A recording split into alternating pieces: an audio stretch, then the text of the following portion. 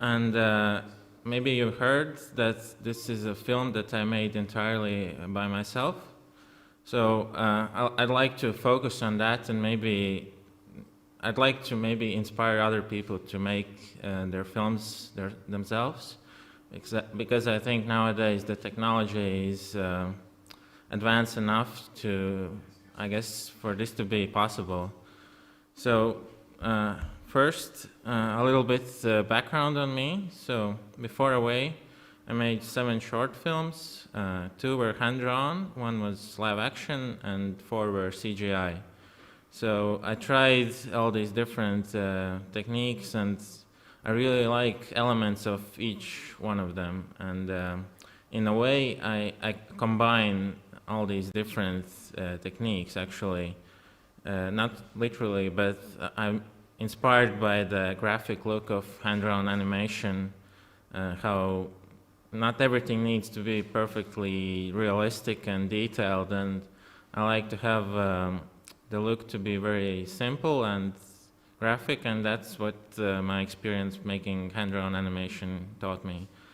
And I also enjoy live action films. I actually watch a lot more live action than animation in my free time, and I really like the spontaneity of live action, and I guess the more improvisational aspect of that, how you can discover things and make happy accidents. So there's a like in CG you can sometimes make things too perfect, and I like to have some imperfections that can kind of make the film look a bit more tactile and handmade. So I add some camera movement that is not entirely perfect, and I like to have kind of this handheld look, and so that makes, I think, things look better, but it can also help you to find like you can hide some mistakes using these kind of imperfections, and yeah, that's a good cheat to use. And I also made 4 CGI films, and the thing I like about CG is that it gives you all the freedom in the world, and I'm not constricted with the production location or actors or anything, and I can make all these crazy worlds in CG, and I can move the camera in these very complicated choreographed shots, and so that's where I feel most comfortable nowadays. And I actually think that CG is, of all these mediums, can be kind of also give me most freedom, which is, or can be more creative in some ways, because you kind of have to create everything. Nothing is already made for you. So you kind of have to like add your own personality to everything, and that way I can kind of find my own style, which can be kind of more distinctive. And yeah, I just want to kind of bust the myth that CG can only be very technical or something, because I only started CG, I think, in 2013, and in 6 years I already made my first feature. So, and I just know just like the basics of CG, like you don't need to know everything, and you can just focus on what's important for your film and kind of skip on the other parts, like no one knows everything, and yeah. So these are some of the shorts I made. The first one, Priorities, the first I'm showing here, it's not my first entirely, but that was kind of my big break. I made it still in high school, but it kind of got me a lot of attention, and I sent it to a lot of festivals, and it was kind of widely watched online. And because of that, I could travel to all these festivals, which was a great experience for me to meet other animators, because for animators sometimes there's like we spend so much time in our studios or our homes, so I think it's important to like meet other animators and learn from them. So yeah, I encourage everyone to attend animation festivals. So, and because of that film and the success, I could get some funding afterwards, and I made 2 other shorts, Followers and Inaudible.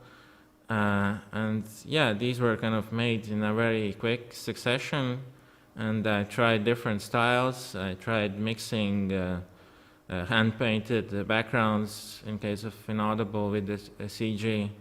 And yeah, it was just like I was trying many things as fast as possible and getting a lot of experience. And these films are kind of like my film school experience, because I'm not formally trained as an animator, and making these films was a film school for me, because I think that's the best way to learn, is by making films actually yourself and making mistakes and finishing those films and showing them to everyone and kind of learning from that. And yeah, before that I also did some oil painting, so I don't really come from a technical background. I'm more like visually oriented, and yeah, I encourage everyone who does 3D or work on computers to also do some traditional art, or just learn the basics of composition and color theory, and also filmmaking. If you're doing animation, like learn traditional filmmaking. And yeah, that's because sometimes I see some work that is technically very impressive, but I think if it lacks creativity, that's a deal breaker. And sometimes there's something technically kind of not so good, but if it's a good idea, that can be much better than the other way. And yeah, the story of Away is kind of a reflection on the creative process. That's the way I like to tell people, but I only discovered this actually much later, only when the film was almost finished. I didn't think about all the meaning that much, but once I was already in full production, I realized that, yeah, my creative process is very similar to the story I'm telling, about this one boy alone on this island, and he's trying to reach his way back home. And there's this big dark spirit that's chasing him, and that's almost like a metaphor for the making of my experience, being on my own and making this film, and kind of having this really distant goal, and yeah, having all that tension and anxiety and stress when you make something like this, and that's like the dark spirit that's chasing the boy.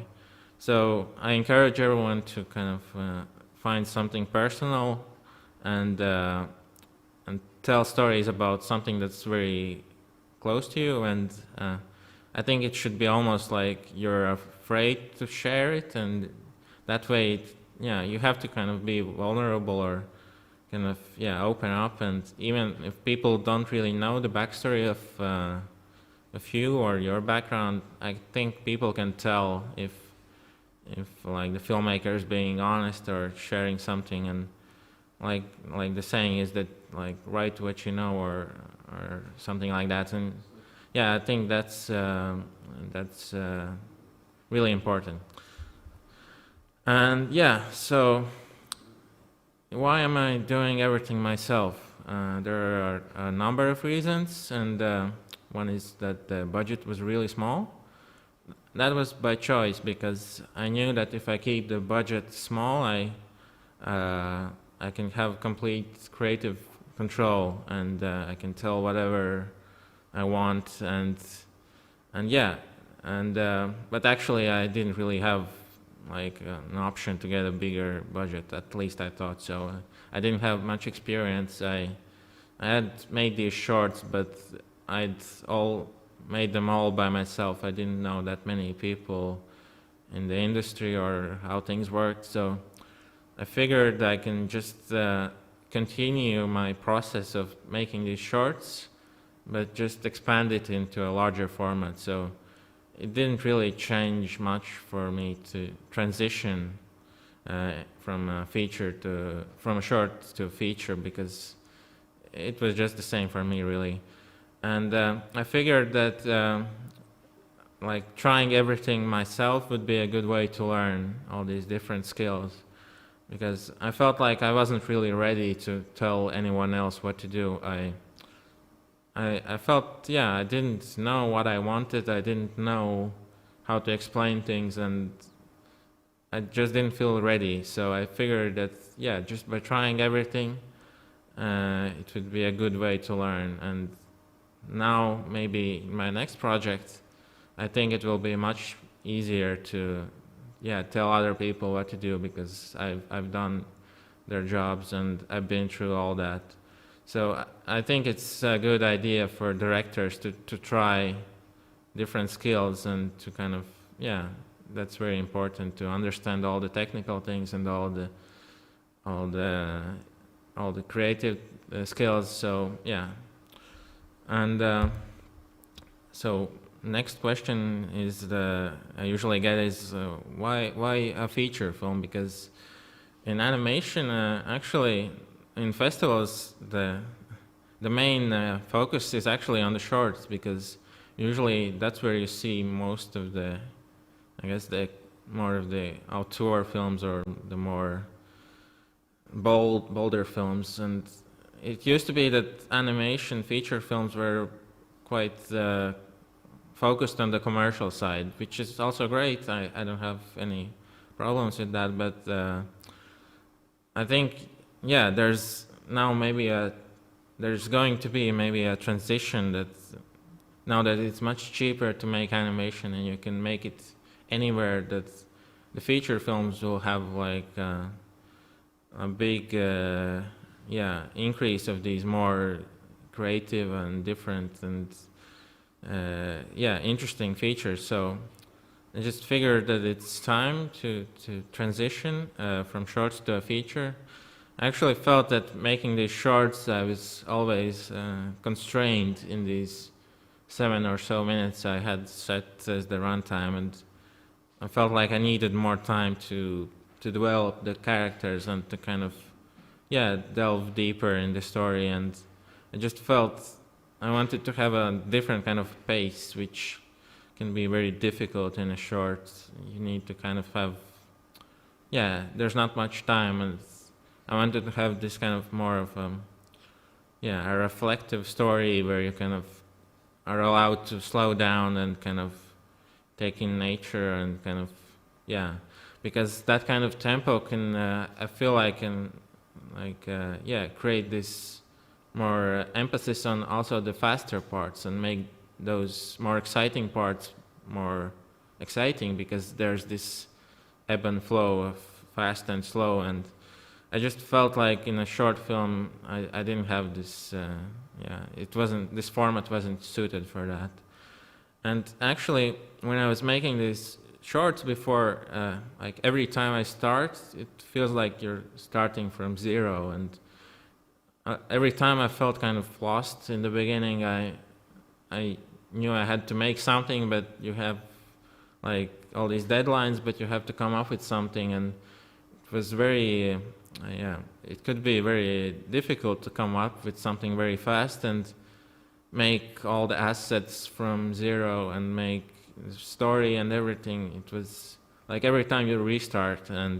But when you make a feature, actually, it took a long time to get started to make everything. But once the production was on its way, it was much faster to make one long film than many shorter films, because I already had like I had the momentum already, and everything was moving, and I could use the same assets for the whole production. And I think that's something to consider, that sometimes making something bigger can be faster than making many small things. So I decided to split the story in 4 chapters. There were many reasons for this.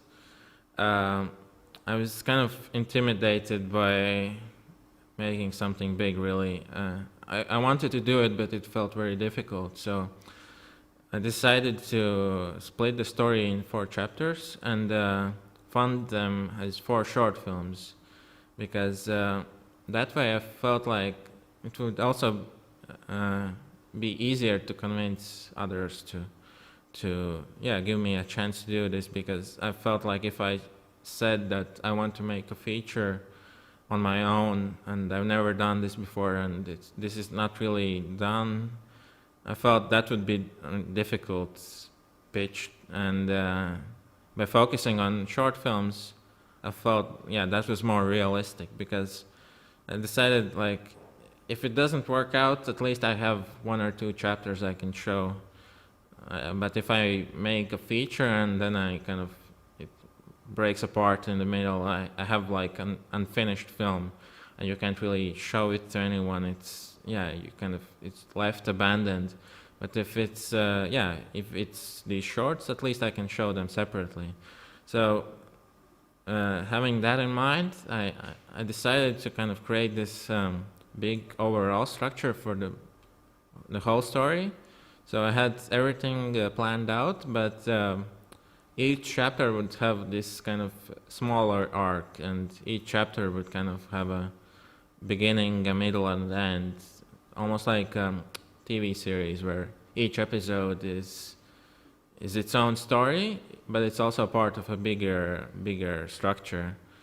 And so I tried to have kind of like these cliffhanger moments that kind of leave you wanting to know what happens next, and each chapter is also designed to have its own theme within the larger theme, and its own tone and own atmosphere. So one chapter maybe is a bit more mysterious, and one is more action-packed, and one is more epic or strange, or so there's a variety, and I think that can kind of help things to feel more fresh and changing, and not be just the same thing over and over.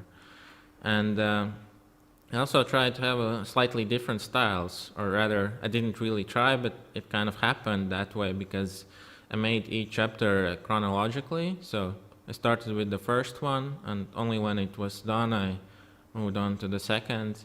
And as time went on, I learned many different things, and I had different interests and had different influences. So maybe each chapter is kind of shot slightly differently. It has a slightly different look. It still should feel very unified, of course, but maybe one chapter has more of these faster edited sequences, and one has more of these long takes, and one has these more kind of fluid movements. And so it's almost like in an anthology film where a different filmmaker directs a different part, but it was still important to make things feel unified. So once I had everything finished, I moved back and kind of tweaked all the different chapters to make them feel more unified. So I figured that there's going to be a lot of limitations. In animation, you can do everything, right? But you still have limitations, and those are really what you're willing to make. Like, some things are just more time consuming and resource consuming, or just you need to learn so much to achieve. So I try to avoid things that are very complicated technically, and that would like take a lot of time to animate. And I did this even before the story was made. I had these kind of guidelines to make things easier for me, and I decided that it's quite simple to animate a character riding a motorcycle, because you don't have to animate like in walking. When the character is walking, like, you need to animate every step, and you need to animate the legs moving, the hands moving, and and yeah, that can be very time consuming. But if it's just the character sitting on a motorcycle, you can just take a very simple loop of animation and just repeat it many times, and you can get away with like very convincing, I think, animation with very little effort. So I also figured that I should probably avoid many characters. So there's not many like these crowd scenes where I would need to animate many characters. So that's why the story is set on this desert island where there's a reason why the main character doesn't interact with many people. So it's just easier for me. And as much as possible, I also try to use kind of long takes. And that's a technique that I'm really interested, not just because it's easier. Usually that would be harder in live action probably because you need to choreograph everything, and that's very difficult to get everyone in sync and kind of moving in this very choreographed way. But in 3D animation, that's not a problem because yeah, you can tweak everything, but this gives me like much fewer shots to animate. Like every time you start a new shot, you need to like figure out the lighting and you need to figure out the movement, and it's just more time consuming if you have many short shots rather than a few really long ones. And I think this kind of creates yeah, but as I said, it's not just like limitation because of budget. I think I was interested in this technique because I think it creates a really immersive feeling with the audience that without the cuts you feel like you're there with the characters inside the world. There's no trickery, at least it feels like that, because yeah, you kind of feel like you're inside this space, and it doesn't feel like a flat background but like an actual space that you can walk around. So I'm really interested in that technique. And yeah, like patterns is also something that's very very useful to use. I used visual patterns where there are some, just take an asset and copy it many times, and you create these really interesting visual graphic patterns that is a lot more easier to create something like that rather to kind of make every element very unique. And so for example, there's this scene with black cats in the third chapter, and at first I thought that I would just actually each cat would have a different design and a different personality, and they would need to be animated individually, but I realized that would be really difficult.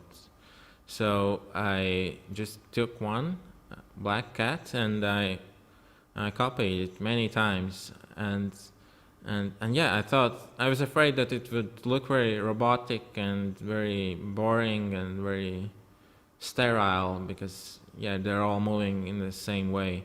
But this kind of limitation actually ended up being very beneficial to me because I think this added to the story, because in the story the cats are supposed to look a bit strange and a bit like they're kind of this hive-minded organism that kind of has lost the individuality of every cat, and they're kind of moving in this very choreographed way. And yeah, so these patterns ended up being very useful. So I used like them for sand, where you have these, like, it's just like nature, like patterns are everywhere, and yeah, that ended up saving me a lot of time. And also a very simple graphic style. Like in 3D, of course, you can have all these different details, and you can have all the pores in the face, and you can have every single hair rendered, but that doesn't look very appealing to me. And there's this style in mainstream 3D animation where everything's so detailed and naturalistic, and it just feels like everyone's using this style over and over. And I feel like 3D animation has so much more to offer, and it can it can have so many different looks and styles and different personalities. So I really think that there's so much potential in 3D to make very graphic art styles and very like something that doesn't look like traditional 3D. And of course, I also knew that there wouldn't be any dialogue in the film, because in all the short films I made before, I didn't use dialogue. I focused more on the visual storytelling, and that's something. It's also a limitation for me, because I feel like my skills as a writer aren't that good for dialogue. I think I have a decent understanding of structure and how to structure the stories, but I don't feel like I'm that good at writing dialogue, so I just decided to skip it. And I feel like, yeah, actually in animation, if you see most of the short films you see in festivals, or most of the classic short films, they don't really have dialogue.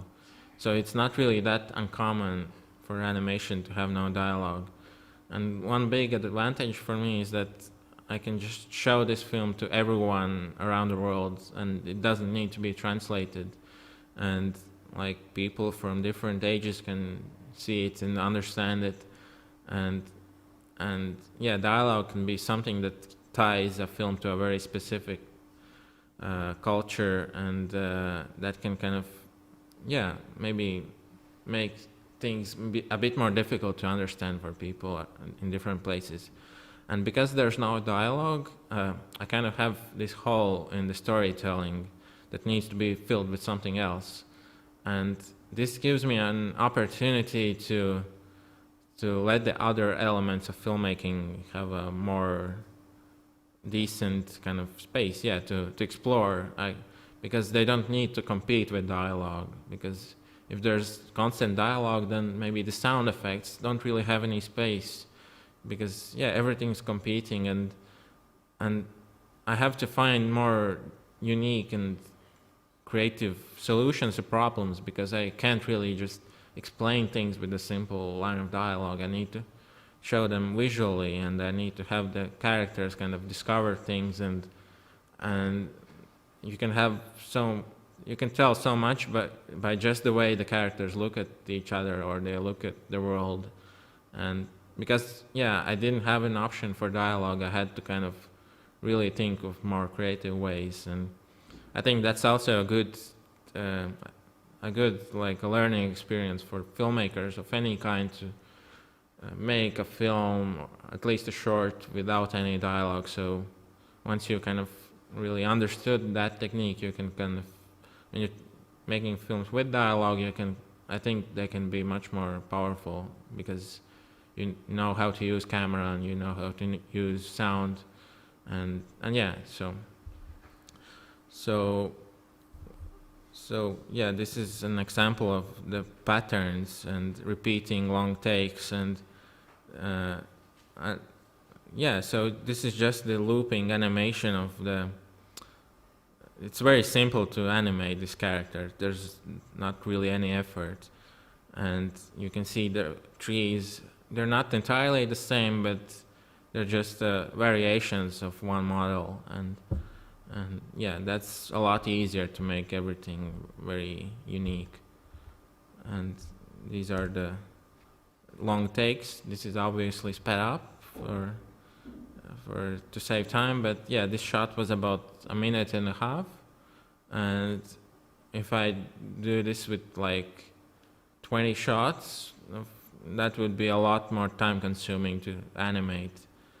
And this way, feels like, as I said, you feel more like you're into this space, and everything feels a lot more dimensional. The camera is very wide. I use a pretty wide lens here, so you get to see both the characters and the background within the same shot. You don't need to cut from a wide shot to a close-up. I just moved the camera from a wide shot to a close-up. So instead of cutting, I moved the camera, and yeah. So I tried to have as few of these shots as possible. And yeah, another example of patterns is just animate one bird and then offset the animation, and then you can just copy it many times, and I think it can be visually very appealing to have these repeating patterns you see in nature, you see in architecture, and yeah, this is the example with the cats, and I really liked this kind of, it was almost like a happy accident. I didn't really plan it at first, but in animation too, which is very technical and very planned, you can have these happy accidents. You just need to kind of, when you discover them, you need to kind of, use them and not, use them. And another thing was, this film was rendered using real-time rendering, which is a technique which is used in video games, but nowadays it's now so sophisticated that even like these big Star Wars shows or these theater exhibitions or whatever, everyone now is kind of using real-time rendering, because it used to be very simple, but it's grown so fast and it's become so advanced that you can create these incredible things that used to take hours to render, days maybe, because every frame needs to render. And using real-time rendering, you can do this in an instant, and you can see everything what you're doing, and that way it's more intuitive for me, because if you're using traditional rendering and you kind of make a change, you need to press render and wait for the result. But if you're working in real time, you see everything, and it becomes a lot more creative. I think that you're just responding more with what you're doing, and because every time you kind of disrupt the flow, you have to wait for the rendering. It kind of I lose my flow, and I lose my concentration, and this is a big deal for me. Even I would be ready to sacrifice some. There are some things that are still not perfect, but I feel like they're moving there very fast in real-time rendering, that I felt I was willing to sacrifice some of these these limitations that real-time rendering had. I was willing to sacrifice them for just being a lot more creative and a lot more intuitive. And of course, it's also much cheaper, because I could render everything on my laptop pretty much. I didn't need like a really big render farm or like a very expensive computer. I can do this on a consumer or prosumer kind of computer. And this is an example of how my viewport looked. So this is Maya, and this is all made in Maya viewport, and it's not really meant as a final output. Really, everything was play blasted. So this technique is meant only as a preview for. It's used in previs and like live action special effects films, and it's meant just to preview the motion, and so it's not like visually very sophisticated, and there are many limitations, but I was willing to use it because for me it just felt a lot more creative this way, and I can see everything and I can move things around, and so this is, I have the whole scene built in this giant set, and I can scout with my virtual camera. I can look for shots, I can move things around. I can take this mountain and move it a bit to the side, or I can just take this tiny eyebrow of this main character and just tweak it a millimeter up or down, and everything is very in the same file, and that gives me like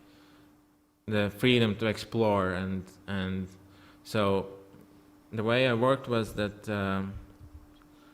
um, yeah, I didn't have a storyboard, I didn't have a script.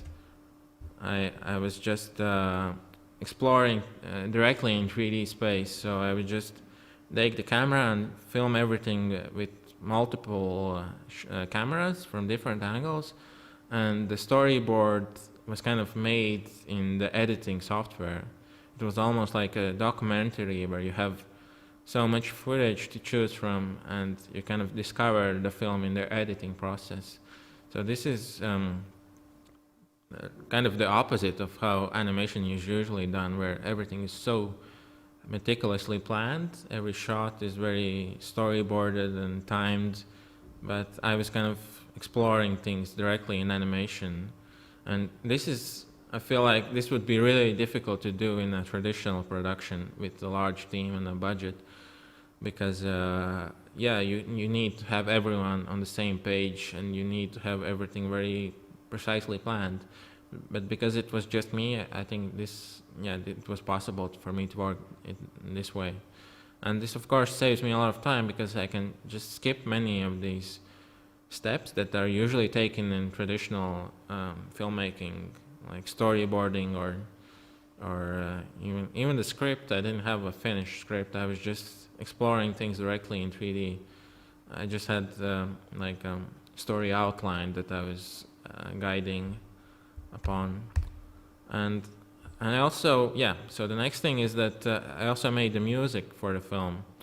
This was the first time I'd made any music. I don't have any experience before making music or playing anything, and I still don't play any instruments, and everything was made electronically.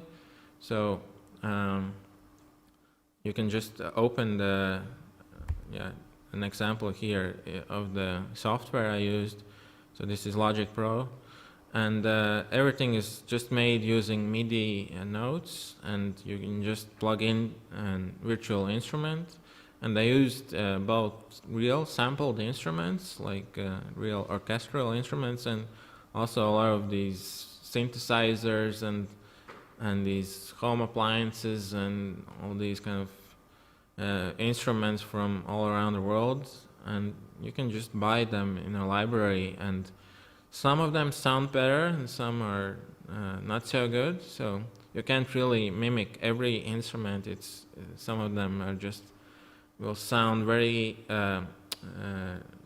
very digital, but with something you can get away. So I tried to avoid these instruments that would sound very synthetic, and I focused on these more more of these atmospheric, these something that you don't really recognize in our orchestra, or I kind of mixed them up with these really strange instruments. So moving back, so the music was made actually before the edit of the film was finished. So usually you finish the film, you have a complete edit, and you give it to an editor, so to a composer, and he writes the music according to the tempo of the edit. But I didn't want to work that way. I wanted to have the music to guide the tempo of the edit, because I feel like sometimes you can sense that the composer is very restricted, that he has to he has to force himself to an already set tempo, and I feel like music is something that should be allowed really the freedom to explore. And so when I was making the music, I didn't even have specific scenes in mind, or themes or anything. I was just exploring and trying different instruments and sounds, and I would only once it was made I tried to think maybe it works in this scene or that scene, and maybe it works almost, but you can kind of go back and tweak it to fit the editing. But and this way it's more like a dance between the editor and the composer, which was one person in this way. But you kind of have everyone kind of influencing each other, and So I think that creates a more integrated experience where everything is kind of supporting each other and not fighting each other, like the music and the editing. And the music kind of also gave me inspiration for the visuals and the story. So as I said, I wrote the music without thinking about specific things, but once I had the music, I felt like, maybe I could add a scene here because it would fit this music, and that way I feel like, it can, it feels more like integrated that way. And I also wanted the music to have a space to breathe. So I didn't want the music to kind of change every 10 seconds as some mainstream animation does, where it's like very happy and excited in one moment, and then it changes to sad, and then it changes to like mysterious, and it changes so much, and it kind of like, it's kind of like telling you what's already told on the screen through visuals. And I didn't want the music just to repeat what the visuals are saying. I felt like they should each have their own kind of voice and support each other rather than just to repeat. And I wanted to have, when the music starts, it goes on for a few minutes, so you really get to be immersed in this one mood. So you feel happiness for 2 or 3 minutes, or you feel sadness for 2 or 3 minutes, and it doesn't change like constantly, and it doesn't like spoon feed the audience like you should feel happy, sad, happy, sad. And I wanted to have like a lot more organic and kind of flowing kind of change with the music and the sound effects. And I also wanted to have a space for the sound effects where there's no music at all, because there's a tendency in animation to have music constantly, and it's like telling you exactly what to feel all the time. And I felt like I wanted to have some moments where there's no music for extended periods, and there's just the sounds of nature, and so you can have kind of these kind of pauses with the music. And so a few of the lessons I learned making the film was, simpler solutions work better usually. That's the patterns, that's the, repeating assets and making, like, also the story is very simple.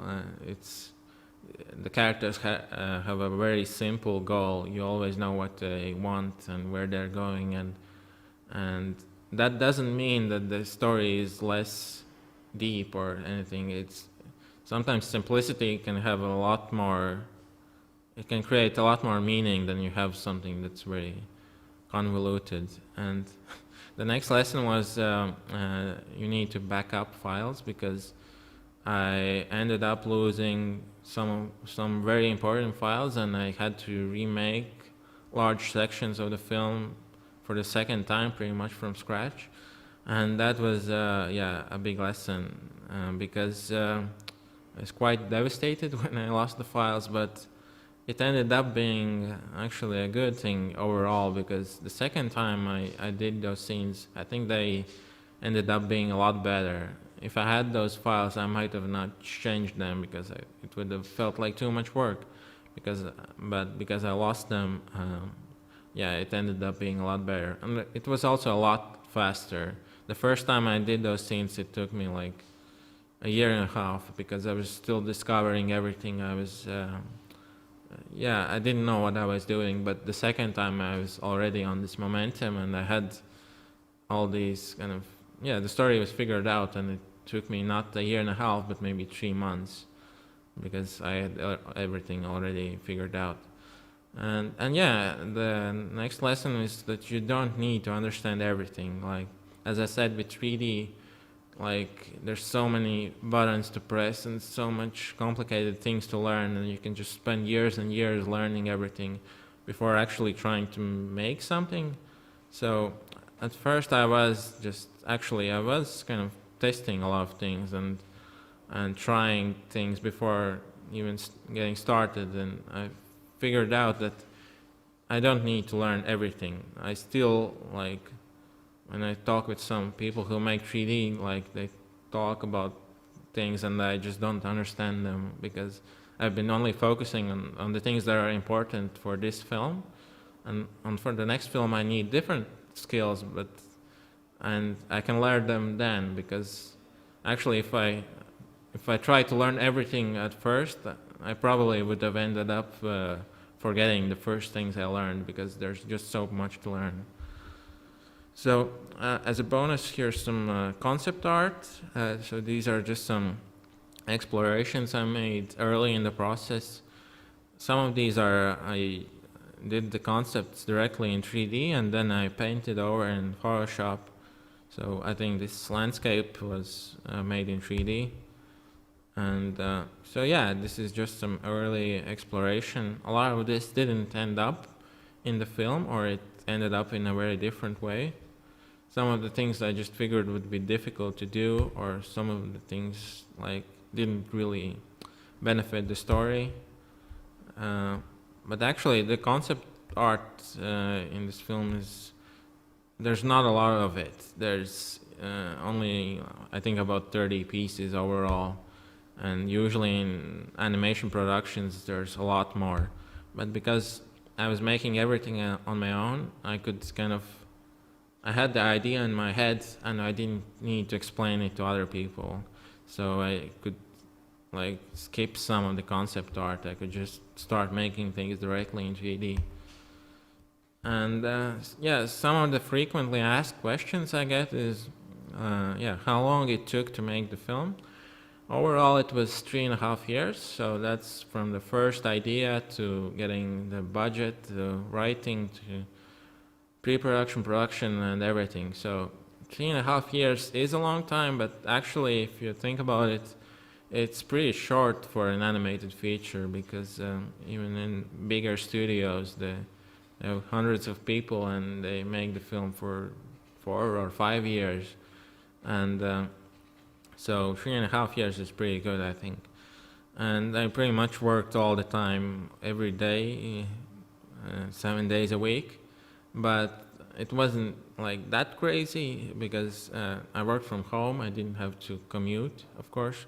The great thing about working from home is you can take breaks whenever I felt like. So when I got really burned out, I would just take a 2-week vacation and go somewhere, and that way I could get some good ideas. But it was, besides that, I worked all the time.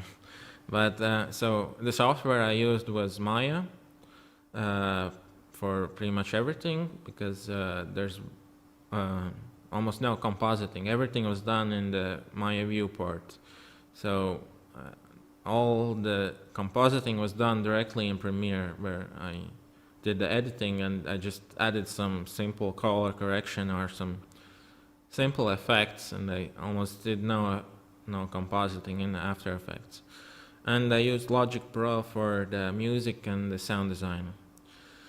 The film was funded by State Culture Capital Foundation here in Latvia, and the budget was really small, almost smaller than many short films. And I could do this because I did everything on my own. But I think it's really great that we have these opportunities to make films, and I'm really grateful for them giving me this chance.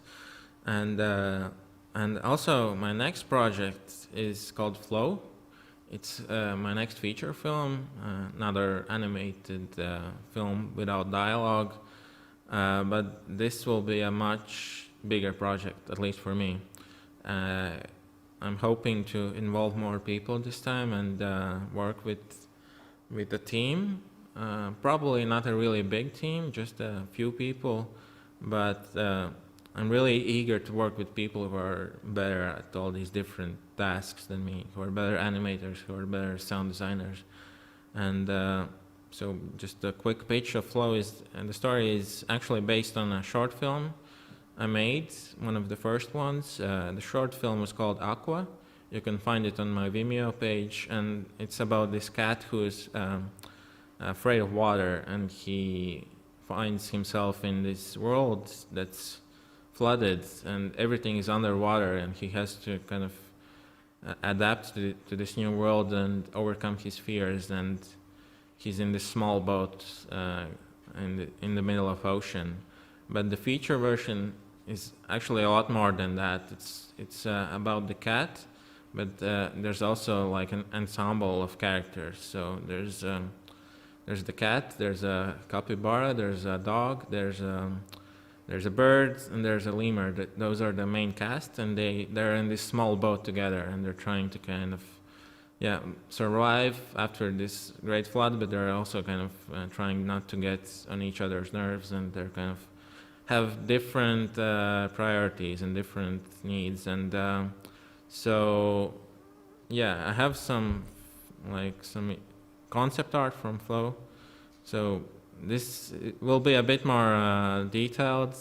There will be, as you can see, there's lights and shadows on the characters, and I'm using a different software. So I'm using Blender, and everything is rendered again in real time, but Blender has a lot more advanced real-time engine called Eevee, and like I can have all these lights, and I have kind of these more textured like the boat, you can see more textures there, but it still has this graphic look. And so this is still pretty early. I'm still developing the script, but maybe in a few years you'll see Flow. So, and it's all, as I said, everything is underwater, but it's not just like only flat ocean horizon. You see the characters will be kind of traveling across these strange landscapes and these kind of like these post-apocalyptic spaces. And so if you're interested in my short films, you can see them on my Vimeo, which is here, and I'll be posting updates on my next film, Flow, on my other social media, and you can also so I guess that's it for my presentation. We have time for questions now, I guess.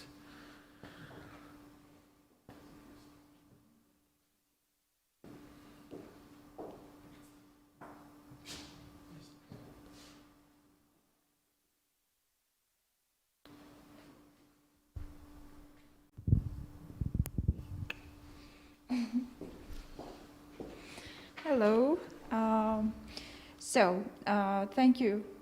Thank you for this lecture. You already had summed up some questions in the lecture and gave perfect answers to those. So there is just two to add, and one of them is coming actually from me. And so you had a huge experience in traveling and getting to know other professionals and the way they work on their projects, and maybe you can tell a little bit about the takeaway from these experiences that you will use for Flow, because I believe you have, as you mentioned already, you have collaborators not only in the creative process but also production process, right?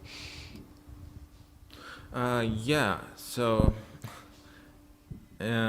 my experience with the distribution and all the traveling of away was really exciting, but also very I was kind of exhausted by the end of it. I'd traveled so much and I'd met so many people, and I was so eager to get back to work because that's what I feel like, that's where I feel the best, at working on a film.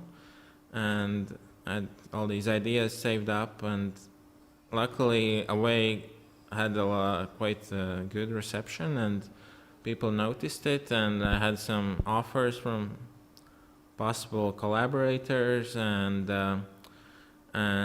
so we're still trying to figure out the exact ways will produce Flow, but it will possibly be international co-production, and we might have people from different places, and that's a great thing about animation. You can work remotely, and you can also distribute the film.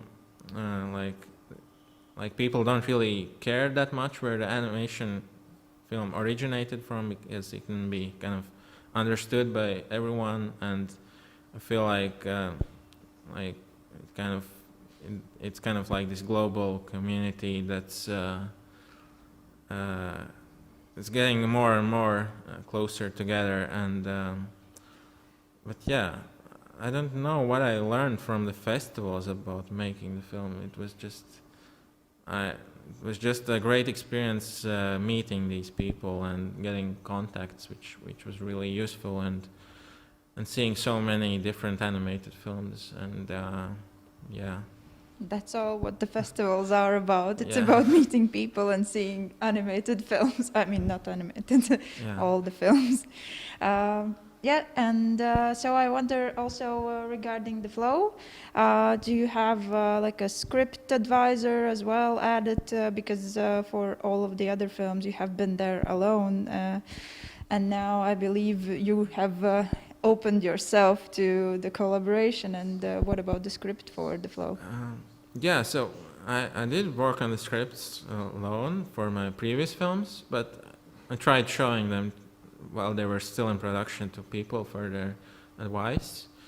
And I'll definitely try to show my next film even more to people. And that's the thing that you can kind of forget about showing it to people. And it's really scary to show something that's still a work in progress, and you kind of want it to be perfect before showing it to others. And so yeah, that's also a lesson I learned, that maybe some of the mistakes I made could have been avoided if I showed away earlier to people. But yeah, on my next film I have a co-writer, Matej Skaja, who is also a co-producer, and we're still writing the script together. And so yeah, that's a different experience for me. It was very scary to kind of give kind of up some of the control to someone else, because I'm so used to controlling everything and micromanaging everything. And but so far it's been really great. It's a great way to motivate you to write, to have the other person waiting for you to kind of come up with new things. Because when I was alone, I could always postpone things and procrastinate and kind of, I just said that I'll figure it out later or something. But if there's someone else waiting for me all the time, and that's great, and you get inspired by the other person too, and it's kind of like this back and forth of ideas. And so yeah, right now we're writing by ourselves. We might get some script advisor eventually, but we'll see. I think it's even if it's not the script advisor, we'll give the script to some friends or some. So even if that's very helpful, and maybe in that early stage it's better to give the script to someone who's also a filmmaker or a writer, because those questions maybe should be more. People should understand the technical things or the structural things, but once it's already in an animatic form, I think it's a good idea also to show it to people outside of the industry, or who just don't know much about filmmaking. And maybe some of the advice they give might be very direct, or maybe not. Like some of the ideas they can give are not directly useful, but because they sense that there's something wrong, you need to kind of find your own solution. So sometimes if you have an advice, you don't need to like listen to everyone, but if you sense that someone doesn't understand something, and that's maybe more useful, at least for me, in these kind of test screenings. Or sometimes I learn much more from just being in the room with other people, and I don't need to hear what they say. I just when you see with other people, you see the mistakes yourself, because you kind of sense something. I don't know what it is, but you can sense when it's getting boring or it's confusing, and yeah. Well, that was very elaborate answer to the question. And then there is also a silly, I'm sorry, it's not silly. Do you have gained friends? Because the first film is about a lonely person who is fighting alone, and you cleared out the fact that you are fighting alone, but now the next film is already like with way more characters. So has the first film somehow became a therapy, let's say? Yeah. Yeah, can you? In a way, yeah, definitely. In all these festivals, of course, I met so many people, and the great thing about the festival is once you get in, you kind of sometimes you have the same people in all the festivals, and you travel for like 6 months together and get to know each other pretty well. And but yeah, so my next film is also in a way a reflection of my own feelings, that these characters don't really get along that much, and especially the cat. As most people know, the cats are very independent and they're not like a group animal or something, and that's kind of my alter ego in the film. And he kind of in the beginning he's very resistant to being in this small boat together, and throughout the way he kind of learns to accept them, and kind of everyone kind of works together. And so that's a struggle. That's the central, actually. It's almost a bigger fear for the cat from these other animals, rather than the floods and everything. Like the whole world is ending. That's almost a lesser fear for him than this dog that's next to him. And that's, yeah. But the idea on the flow came way before COVID, and it's very interesting that the flood kind of and the apocalyptic setting kind of reminds the. Yeah, well, I guess there's the environmental fears that's been going on way before this. But yeah, I've heard people think that Away is about COVID, but of course it was made before, and I don't know. Yeah, it's sometimes animation, you can have these very symbolic things, and people find their own meaning and in them. So yeah. And regarding these searches for their own meanings and sharing these ideas with you, do you prefer to talk about your film after the screenings? And if not, then tell me more why. If I prefer like these Q&A sessions, or not really, because usually it's the same questions. Like I just like once you answer the same question for like the 50th time, it gets tiring.